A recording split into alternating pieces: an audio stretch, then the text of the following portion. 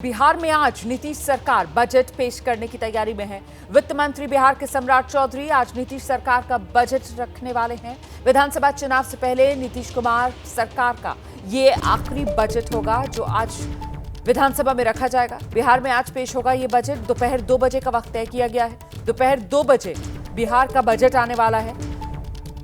वित्त मंत्री सम्राट चौधरी बजट पेश करेंगे और इस बजट में फोकस कहां? देखिए, बजट में किसान, युवाओं और महिलाओं पर खास फोकस रहने की बात सामने आ रही है। 3.25 लाख करोड़ का बिहार का बजट होगा और चुनाव से पहले नीतीश सरकार का ये आखिरी बजट। और ऐसे में क्या ये बजट लोक लुभावन रहने वाला है, इसको लेकर भी कई तरीके की चर्चाएं चल रही हैं। तो 3.25 लाख करोड़ का ये बजट पिछले साल करीब 3.25 लाख करोड़ रुपए का बजट पेश किया गया था। इस साल का बजट अब वो 3.25 लाख करोड़ का है, यानी पिछले बजट से करीब 17% ज्यादा। बिहार में इसी साल विधानसभा चुनाव होने हैं और ऐसे में इस बार बिहार का बजट चुनावी होने की बात जोर शोर से उठाई जा रही है। यानी इस बार के बजट में चुनावी साल को देखते हुए बिहार के लोगों को कई सौगात मिल सकती हैं और ऐसे में बजट में किसान, युवा, महिला वही केंद्र में हो सकता है, उसी पर फोकस रह सकता है।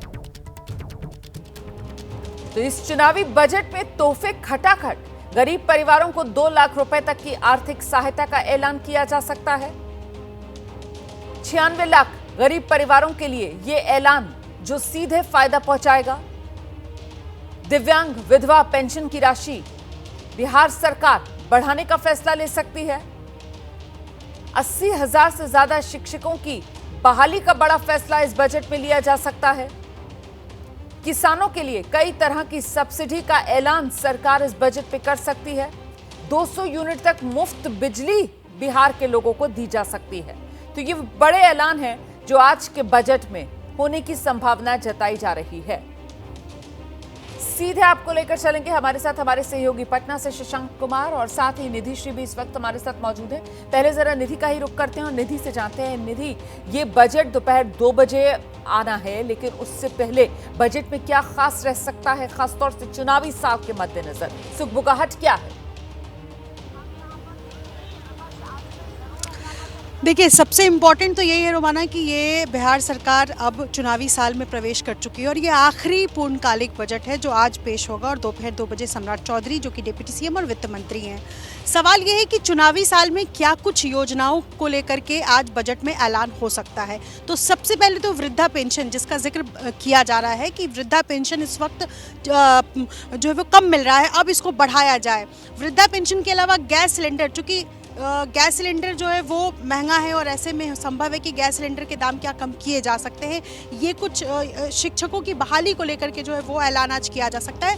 3 इम्पॉर्टेंट चीज़ है, एक तो शिक्षा, दूसरा महिला, तीसरा रोजगार। इन तीनों पर फोकस करके ही आज का बिहार का बजट वित्त मंत्री सम्राट चौधरी पेश करेंगे। रोमाना, तो मतलब बजट के केंद्र में जो फोकस है वो महिलाओं पर रहने वाला है, युवाओं पर रहने वाला है और साथ ही साथ क्योंकि अर्थव्यवस्था बिहार की काफी हद तक कृषि पर निर्भर है, तो कुल मिलाकर किसानों की भी यहां पर सरकार को फिक्र करनी होगी इस चुनावी साल में। निधि,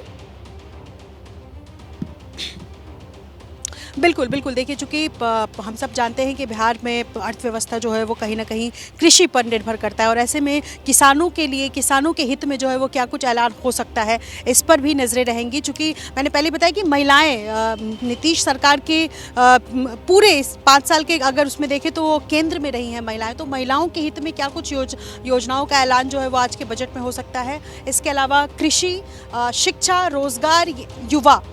रोजगार और युवा, एक तरीके से कहा जाए तो एक ही मेरा मतलब है कि इन सब चीज़ों पर फोकस करते हुए आज का बजट जो है वो पेश करेंगे सम्राट चौधरी। रोमाना जी, आप रहिए मेरे साथ, में लौटूंगी आपके पास। आगे बढ़ते हैं, जरा इसी खबर को लेकर कुछ और जानकारियां दर्शकों के साथ साझा करते हैं। बिहार के बजट सत्र को लेकर सियासत तेज है। तेजस्वी यादव कह रहे हैं कि फ्री की रेवड़ी का कार्ड खेल दिया है। तेजस्वी ने कहा है कि महिलाओं को 2,500 रुपए हर महीने, 200 यूनिट फ्री बिजली, 500 रुपए में गैस सिलेंडर की मांग। दूसरी ओर बिहार सरकार में मंत्री नितिन नवीन ने आरजेडी पर निशाना साधा है। हम लोगों ने माई बहन मान योजना का ऐलान किया कि सरकार बनेगी तो 1 महीने के भीतर माई बहन मान योजना को लागू किया जाएगा और 2500 रुपये खाते में प्रत्येक माह हम लोग देने का काम, क्योंकि बिजली बिहार में पूरे देश भर में सबसे महंगा मिलता है। लोग परेशान हैं, स्मार्ट मीटर से परेशान हैं। तो 200 यूनिट फ्री में बिजली अगर हम लोगों की सरकार बनती है तो हम लोग देने का काम करेंगे। लोगों का कहना है सिलेंडर है लेकिन गैस नहीं है, कोई फ़ायदा नहीं है, हिम्मत नहीं हो पाता गैस भराने के लिए इस महंगाई के दौर में। जो 1200 रुपये हो गया है उसको हम लोगों ने तय किया कि इसको 500 रुपये हम लोग करने का काम करें। बिहार की चिंता जब आपको दी गई थी उस समय तो आपने बिहार की चिंता की नहीं, उस समय परिवार की चिंता की। अब जब परिवार की चिंता का समय आ गया है तो अब उस समय बिहार की चिंता कर रहे हैं। जो जंगल राज का सरकार आपने चलाया था लालू जी, उस समय का बिहार अगर आप बचाना चाहते, उस समय अगर बिहार की चिंता की होते तो कम से कम बिहार आज प्रगति के पथ पे देश के अग्रणी राज्यों में रहता। आज हम विकासशील राज्य बने हैं तो नीतीश कुमार के नेतृत्व में, नरेंद्र मोदी के नेतृत्व में बने हैं। आपने तो बिहार को विनाश दिया है, नरेंद्र मोदी और नीतीश कुमार ने बिहार को विकास दिया है। तो ये आप सियासी आर पार भी सुन रहे थे। मैं जरा शशांक का रुख कर लेती हूँ। शशांक, बजट से पहले तेजस्वी यादव ने तो अपने सारे चुनावी वादे गिना दिए। ये चुनावी वादे गिनाकर बजट से पहले नीतीश सरकार को दबाव में लाने की रणनीति है क्या? बिल्कुल, देखिए दबाव बनाने की कोशिश की जा रही है, लेकिन नीतीश सरकार भी पीछे नहीं रहने वाली है। चुनावी साल है, जो बजट आना है, जो जानकारी मिल रही है कि जो बुजुर्गों को पेंशन राशि मिलती है उसमें जो है वृद्धि की जा सकती है, महिलाओं को जो है विशेष आर्थिक सहायता की मदद की जा सकती है। नीतीश कुमार अभी सभी जिलों में गए थे प्रगति यात्रा के तहत, वहाँ पर उन्होंने विभिन्न घोषणाएँ की थी। उन घोषणाओं को बजट में शामिल किया जा सकता है। बिहार में जब जातीय गणना हुई थी उस समय आर्थिक सर्वेक्षण भी हुआ था। 94 लाख गरीब परिवारों को चिन्हित किया गया था जिनको 2-2 लाख रुपए देने की घोषणा की गई थी। इसमें अतिरिक्त राशि का जो है वो प्रावधान किया जा सकता है, रोजगार को लेकर ऐलान हो सकता है। तो तेजस्वी पहले से दबाव जरूर बना रहे हैं, लेकिन सरकार की भी तैयारी पूरी है। हमारे साथ अख्तरुल इस्लाम शाहीन है, मुख्य सचेतक भी हैं। हम बात करेंगे। सर, बजट आना है आज, 3 लाख करोड़ रुपए से अधिक का हो सकता है। आप लोग की क्या क्या प्रमुख मांगे? तेजस्वी तो पहले से ही दबाव बना रहे हैं। देखिए, वैसे तो नीतीश कुमार जी का ये 20वां बजट होगा। 20 साल से बजट पेश कर रहे हैं और बिहार कहाँ खड़ा है? ऑल पैरामीटर सबसे अंतिम पायदान पर। यह अंतिम बजट है फिर भी हम लोग मांग कर रहे हैं कि बिहार में महिलाओं की हालत बहुत खस्ता है और इसलिए आर्थिक न्याय कीजिए और महिलाओं को 2500 रुपया दीजिए। बिजली बिहार में बड़े पैमाने पे गरीबों का बिजली काटा जा रहा है। इतनी महंगी बिजली है जो नहीं पेमेंट कर पा रहे हैं, इसलिए 200 यूनिट बिजली फ्री कीजिए। जो सामाजिक सुरक्षा पेंशन है उसको आप 400 रुपया दे रहे हैं। डबल इंजन की सरकार है, 400 रुपये का मतलब होता है 12-13 रुपया रोज। चाय की भी व्यवस्था नहीं है, उसको बढ़ाकर।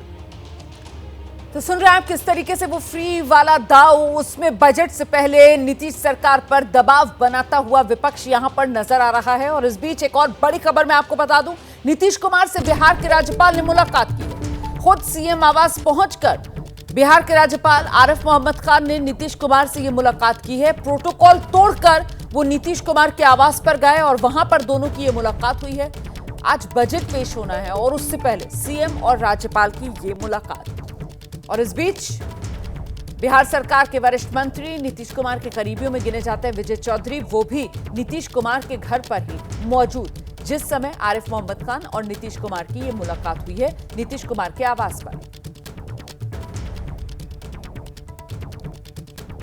और अब सीधे आपको लेकर चलेंगे दिल्ली की मुख्यमंत्री रेखा गुप्ता अपने पूरे मंत्रिमंडल के साथ मीडिया के सामने है, प्रेस कॉन्फ्रेंस कर रहे हैं। -25@delhi.gov.in और एक WhatsApp number 9999962025 WhatsApp number, email ID हमने जारी की है जिसमें लिखित में दिल्ली का कोई भी व्यक्ति अपने सुझाव दे सकता है।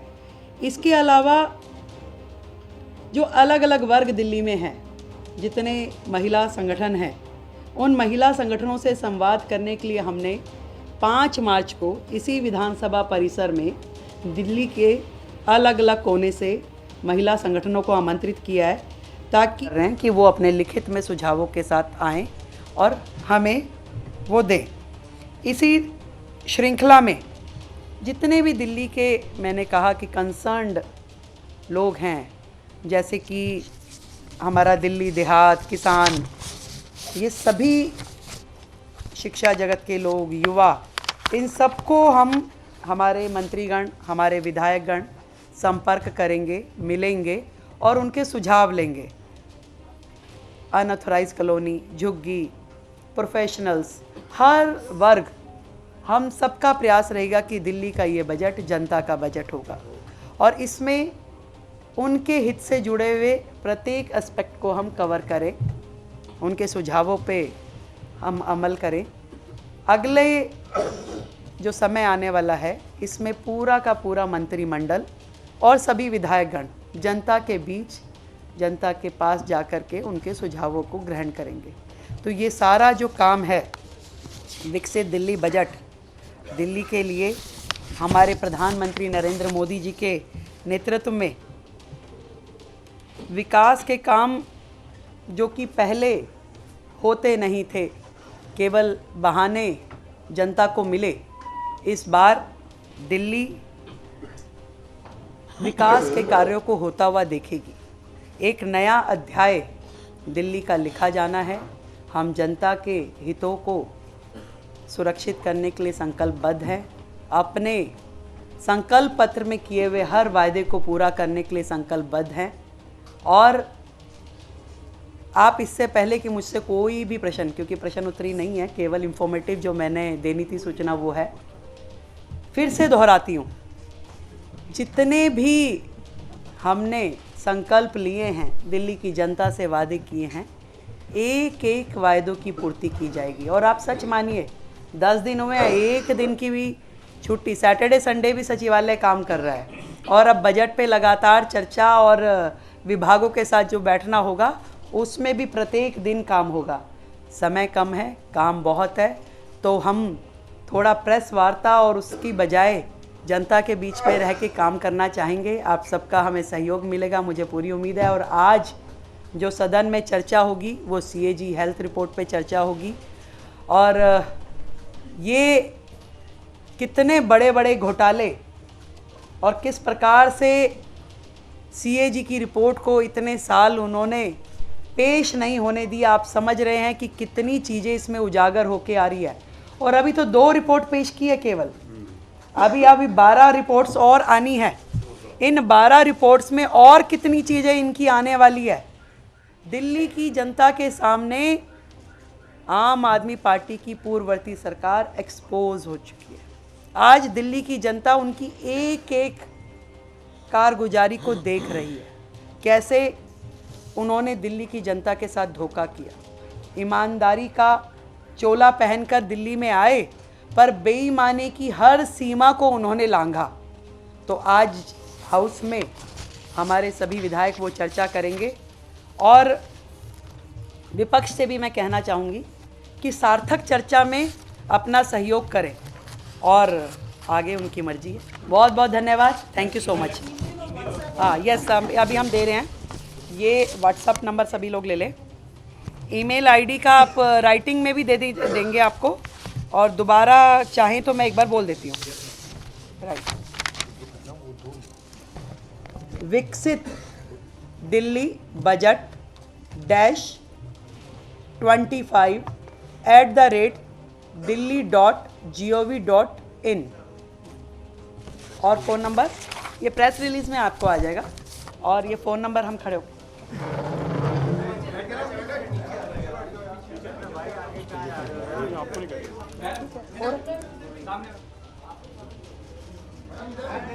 ईमेल आईडी भी लिखवा लेते तो अच्छा हो जाता। ऐसे ही ईमेल आईडी लिखवा लेते।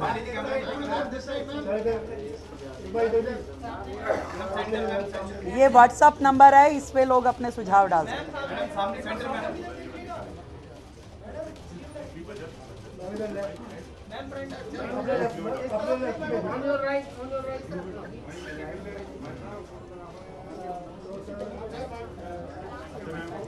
Thank you so much everybody, thank you so much. अब ये विधायक दल की बैठक यहाँ रहेगी। Thank you so much. तो रेखा गुप्ता, दिल्ली के मुख्यमंत्री अपने पूरे मंत्रिमंडल के साथ मीडिया के सामने आए। उनकी तरफ से कहा गया कि 24 से 26 मार्च जनता का बजट आना है, विकसित दिल्ली के लिए बजट आना है और उसी के लिए दिल्ली की जनता से उन्होंने सुझाव देने की बात कही है, जिसके लिए ईमेल आईडी से लेकर व्हाट्सएप नंबर तक दिल्ली सरकार की तरफ से जारी किया गया है। उसी को उन्होंने यहां पर साझा किया, ये कहते हुए कि विकसित दिल्ली के लिए बजट और ऐसे में जनता का बजट, तो जनता के सुझाव भी जरूरी हैं। जनता अपने सुझाव जरूर साझा करे। दिल्ली सरकार लगी हुई है दिल्ली विकसित दिल्ली का सपना साकार करने के लिए ये बजट बनाने में। और साथ ही रेखा गुप्ता की तरफ से निशाने पर पिछली सरकार आम आदमी पार्टी की सरकार को भी लिया गया, ये कहते हुए कि ईमानदारी का चोला पहनकर आए थे, लेकिन सिर्फ और सिर्फ बेईमानी की इन लोगों ने। अभी तो 2 ही सीएजी की रिपोर्ट आई है, 12 रिपोर्ट और आनी है और आज सदन में जो सीएजी की हेल्थ पर रिपोर्ट आई थी उस पर चर्चा होगी। तो दिल्ली का बजट अब आने वाला है और उसी की तैयारी में दिल्ली सरकार जुटी हुई है। पूरा मंत्रिमंडल और विधायक जनता के बीच जाएंगे, जनता की राय लेंगे। इस बार दिल्ली विकास के कार्यों को पूरा करेगी। संकल्प पत्र में जो बीजेपी ने वादे किए हैं उन वादों को हमें पूरा करना है। शनिवार रविवार को भी सचिवालय में काम हो रहा है, बिना छुट्टी के लगातार रात दिन काम में लगे हुए हैं। और ऐसे में अब बारी विकसित दिल्ली के बजट की है, जनता के बजट की है, जिसके लिए जनता अगर चाहे दिल्ली की तो वो अपने सुझाव साझा कर सकती है। और ये सुझाव कहां साझा कर सकते हैं आप? ईमेल आईडी और व्हाट्सएप नंबर दिल्ली सरकार ने जारी किया है। ईमेल आईडी विकसित दिल्ली बजट -25@delhi.gov.in है और जो व्हाट्सएप नंबर दिल्ली सरकार ने जारी किया है बजट के लिए सुझाव भेजने के लिए, वो आप देख रहे हैं 9999962025। तो ईमेल आईडी और व्हाट्सएप नंबर दिल्ली सरकार की तरफ से जारी किए गए हैं। विकसित दिल्ली बजट, दिल्ली के लोगों का बजट लाने की तैयारी में दिल्ली सरकार, और उसके लिए दिल्ली के लोगों के अगर सुझाव हैं तो वो अपने सुझाव यहां साझा कर सकते हैं। सीधे आपको लेकर चलेंगे, हमारे साथ हमारे सहयोगी बलराम पांडे इस वक्त मौजूद हैं। बलराम, मतलब आने वाले समय में जो बजट होगा वो दिल्ली के लोगों की आकांक्षाओं के हिसाब से ही बजट बनाया जाएगा। इसी को लेकर ये ईमेल आईडी से लेकर व्हाट्सएप नंबर तक जो दिल्ली सरकार की तरफ से साझा कर दिए गए। बिल्कुल, देखिए जिस तरीके से आज दिल्ली की मुख्यमंत्री रेखा गुप्ता ने प्रेस वार्ता की और कहा कि हम जो बजट लेकर के आ रहे हैं उसमें सभी वर्गों का सुझाव लिया जा रहा है। उन्होंने कहा कि 5 मार्च को विधानसभा में भारी संख्या में महिलाओं को बुलाया जाएगा, उनसे सुझाव लिया जाएगा कि दिल्ली का बजट किस तरीके से तैयार किया जाए ताकि उसमें महिलाओं का हित समाहित हो। इसके अलावा उन्होंने कहा कि 6 मार्च को हम व्यापारियों को बुलाएंगे, जो छोटे व्यापारी हैं, बड़े व्यापारी हैं, उनसे भी सुझाव लिया जाएगा कि दिल्ली की सरकार किस तरीके का बजट लेकर के आए ताकि जो व्यापारी वर्ग है उसका भी हित समाहित हो इस बजट में। और साथ ही उन्होंने कहा कि जो हमारे मंत्री हैं, जो हमारे विधायक हैं, वो जनता के बीच में जाएंगे, सभी वर्गों के बीच में जाएंगे और उनसे सुझाव लेंगे कि दिल्ली की सरकार किस तरीके का बजट तैयार करे ताकि समुचित दिल्ली का विकास हो सके और दिल्ली जो है वो विकास के पथ पर आगे बढ़ सके। तो यानी कुल मिला के ये कह सकते हैं कि जिस तरीके से दिल्ली सरकार काम कर रही है, और उन्होंने कहा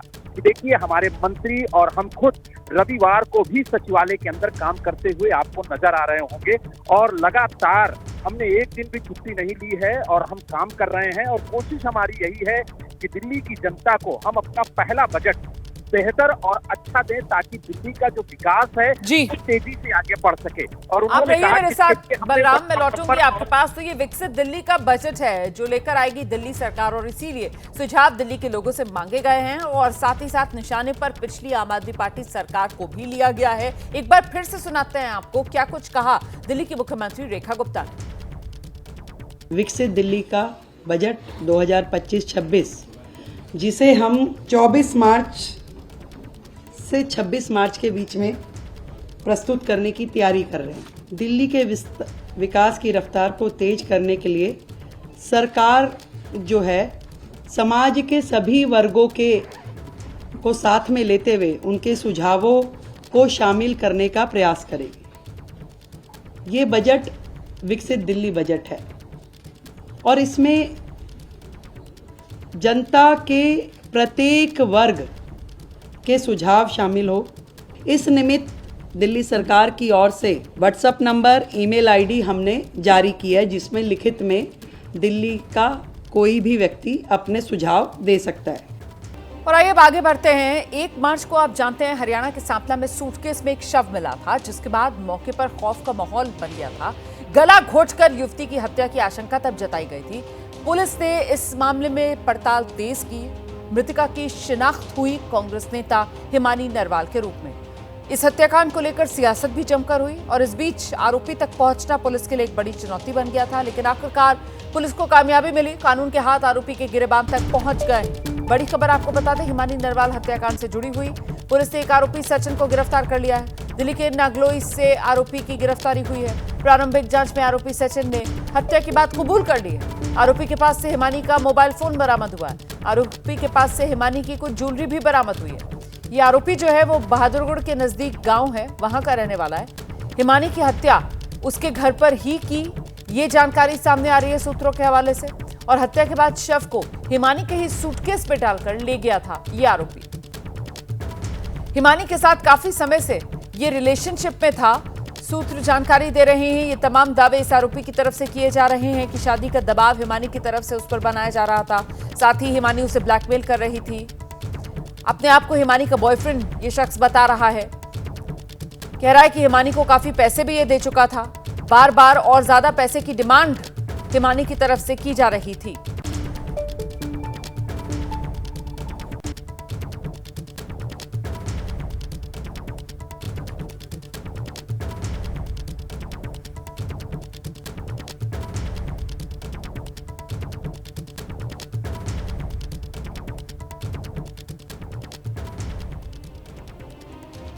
तो हिमानी नरवाल हत्याकांड से जुड़ी बड़ी खबर यही, हिमानी नरवाल की मां सविता का बयान सामने आ गया है। वो कह रही है कि मेरी बेटी का तो कोई बॉयफ्रेंड था ही नहीं। मेरी बेटी मुझसे सारी बातें अपनी शेयर करती थी, मुझे सब बताया करती थी। ये हिमानी की मां सविता का कहना है। वो कह रही है कि कोई गलत बात तो मेरी बेटी स्वीकार करती ही नहीं थी।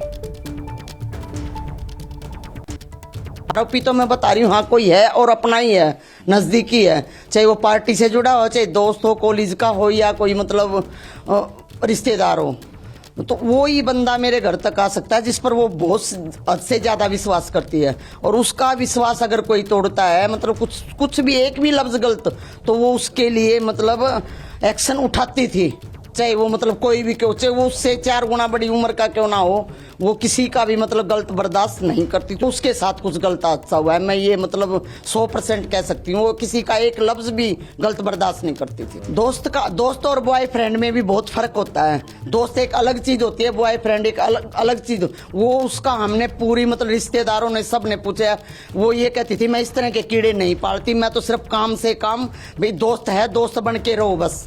हद पार करने की कोशिश करता था, उसको तो गेट के अंदर भी नहीं आने देती थी। किसी ने अगर मतलब एक लफ्ज भी मतलब बोल दिया, उसको तो कभी भी उससे बिल्कुल कट मारती थी, उससे वास्ता भी नहीं रखती थी वो। तो हिमानी नरवाल की मां सविता को आप सुन रहे थे। और इस बीच हिमानी की हत्या को लेकर जो बड़े खुलासे हो रहे हैं और सूत्रों के मुताबिक ये जानकारियां सामने आ रही हैं, जो आरोपी है सचिन, वो खुद को हिमानी का बॉयफ्रेंड बता रहा है। आरोपी सचिन ने पूछताछ में ये बड़े दावे किए हैं। सचिन कह रहा है कि हिमानी जो है वो सचिन को ब्लैकमेल कर रही थी। सचिन ने हिमानी को कई बार पैसे देने की बात कही है। हिमानी सचिन से बार बार पैसों की डिमांड कर रही थी और ज्यादा पैसे मांग रही थी। इतना ही नहीं, हिमानी शादी के लिए, सचिन का दावा यह है कि उस पर दबाव बना रही थी। हिमानी को सचिन ने उसके घर पर ही मारा। गुनाह अपना खुद सचिन ने कबूला है। हत्या के बाद शव को सूटकेस में डालकर वो ले गया। सचिन के पास से हिमानी का मोबाइल फोन भी बरामद हो गया है और साथ ही हिमानी की कुछ ज्वेलरी भी सचिन के पास से मिली। तो अब सवाल बड़ा ये उठता है कि आखिरकार हिमानी की हत्या और इस पूरे मामले में कौन सच्चा? आरोपी का दावा है सचिन हिमानी का बॉयफ्रेंड। हिमानी ब्लैकमेल कर रही थी, शादी के लिए दबाव डाल रही थी। और हिमानी की मां दावा कर रही है कि मेरी बेटी का तो कोई बॉयफ्रेंड है ही नहीं, मेरी बेटी की छवि हर कोई जानता था, वो दोस्ती की हद जानती थी, बॉयफ्रेंड का सवाल ही नहीं उठता है। ये मां की तरफ से कहा जा रहा है। सीधे आपको लेकर चलेंगे, हमारे साथ हमारे सहयोगी सचिन इस वक्त मौजूद हैं और जरा सचिन से ही जानते हैं। सचिन, मामला सुलझ रहा है या फिर और उलझता हुआ नजर आ रहा है? जिस तरीके से आरोपी खुद को बॉयफ्रेंड हिमानी का बता रहा है और परिवार कह रहा है कि बॉयफ्रेंड का तो सवाल ही नहीं उठता है। जी देखिए, जिस तरीके से आरोपी को पुलिस ने पकड़ा है टेक्निकल एविडेंसेस के बेसिस पे और आरोपी ने अपने आप को जो है बॉयफ्रेंड बताया है पुलिस के सामने, तो अब पुलिस जो है, हालांकि फैमिली की तरफ से लगातार इस बात के डिनायल आ रहे हैं कि कोई बॉयफ्रेंड नहीं था। तो मामला थोड़ा उलझता हुआ ज़रूर नज़र आ रहा है, बट पुलिस जो है डेफिनेटली इसमें जब 11:30 बजे डिटेल शेयर करेगी तो कोई ना कोई एविडेंसेस जो है ज़रूर पुलिस जो है पेश करेगी, और हो सकता है इस बारे में परिवार को भी ना पता हो। तो ये तमाम चीज़ें जो है पुलिस शेयर करेगी 11:30 बजे।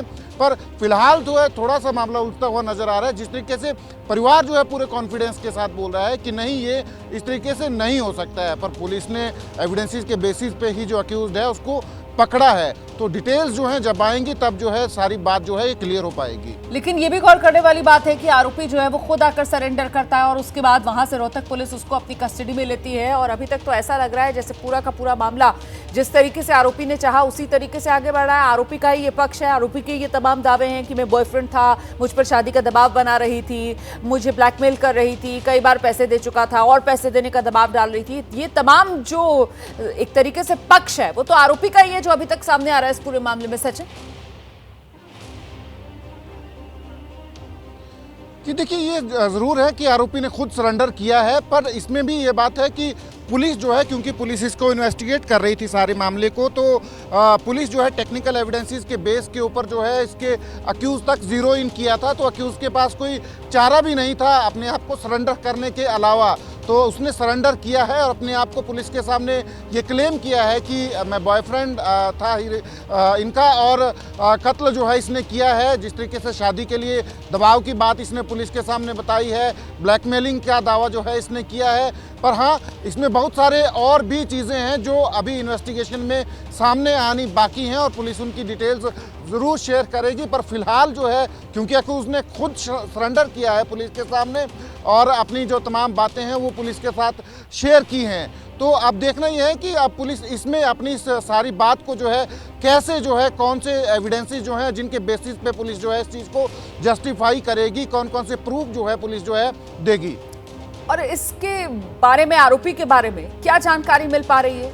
कौन है ये, इसका बैकग्राउंड क्या है, किसी तरीके का कोई क्रिमिनल रिकॉर्ड इस लड़के का, और कहां ये हिमानी को पहली बार मिला था, कितने साल से दोनों रिलेशनशिप पे थे, इसको लेकर कुछ जानकारियां सामने आ रही हैं क्या?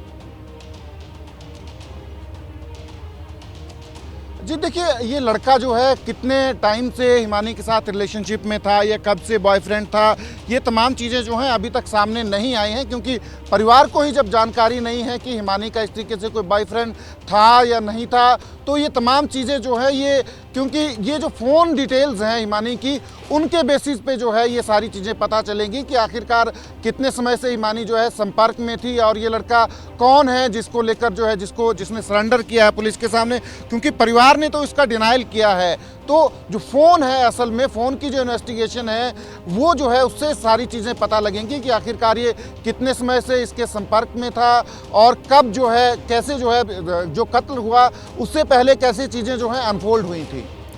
सियासी तौर पर मामला जिस तरीके से गरमा रहा था, अब आरोपी की गिरफ्तारी के बाद क्या कुछ मध्यम पड़ेगा?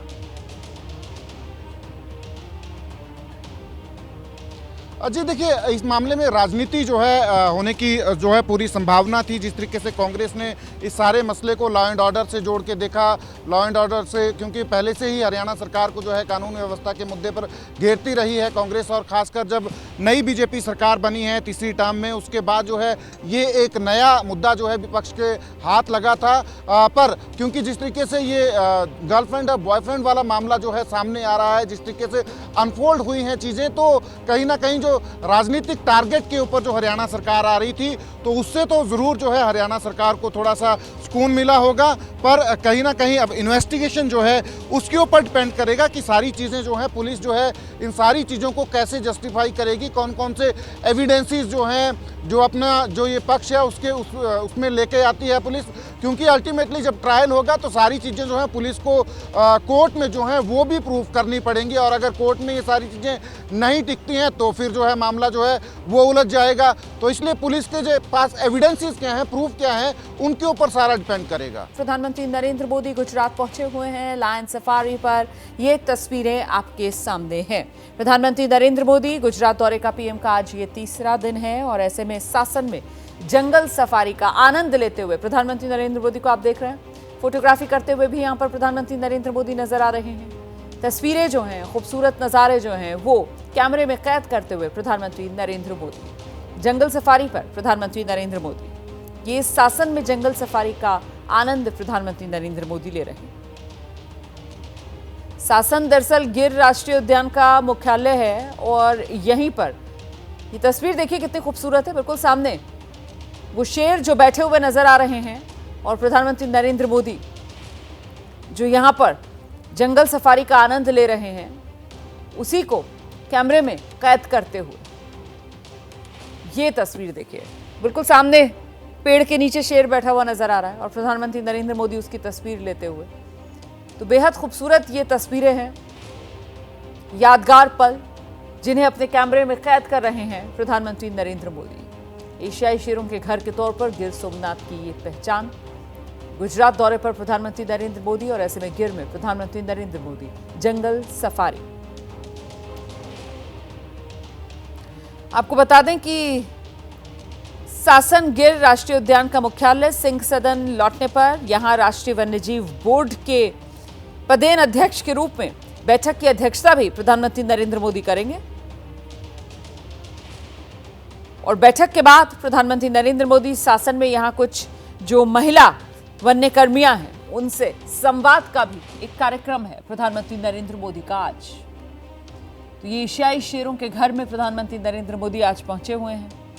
जंगल सफारी पर प्रधानमंत्री नरेंद्र मोदी, शासन में गिर में ये प्रधानमंत्री नरेंद्र मोदी गिर नेशनल पार्क में जंगल सफारी पर।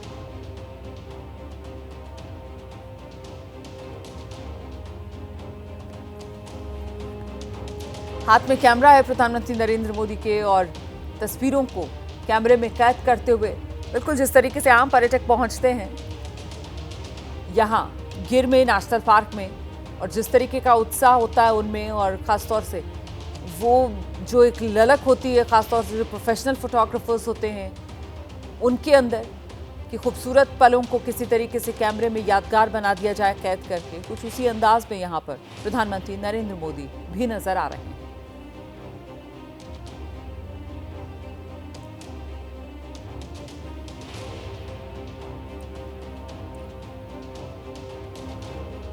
तो वर्ल्ड वाइल्ड लाइफ डे पर प्रधानमंत्री नरेंद्र मोदी का ये संदेश। गुजरात दौरे पर प्रधानमंत्री नरेंद्र मोदी गिर में जंगल सफारी पर। तीसरा दिन आज प्रधानमंत्री नरेंद्र मोदी का गुजरात दौरे का। कल सोमनाथ मंदिर प्रधानमंत्री नरेंद्र मोदी पहुंचे थे, वहां पर प्रधानमंत्री नरेंद्र मोदी ने शिव साधना की थी और आज यहां गिर नेशनल पार्क में प्रधानमंत्री नरेंद्र मोदी को आप देख रहे हैं। हाथ में कैमरा है, तस्वीरों को कैमरे में कैद करते हुए, इन लम्हों को, इन पलों को यादगार बनाते हुए प्रधानमंत्री नरेंद्र मोदी की गिर नेशनल पार्क में जंगल सफारी की ये तस्वीरें आपके सामने।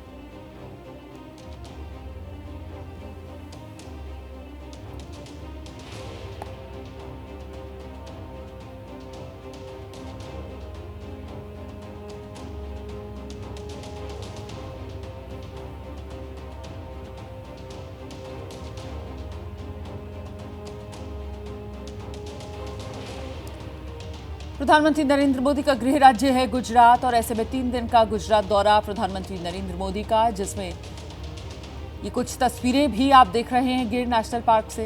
देखिए कितनी खूबसूरत सी ये तस्वीर है। यहाँ पर प्रधानमंत्री नरेंद्र मोदी इन्हीं तमाम तस्वीरों को, इन्हीं पलों को अपने कैमरे में कैद करते हुए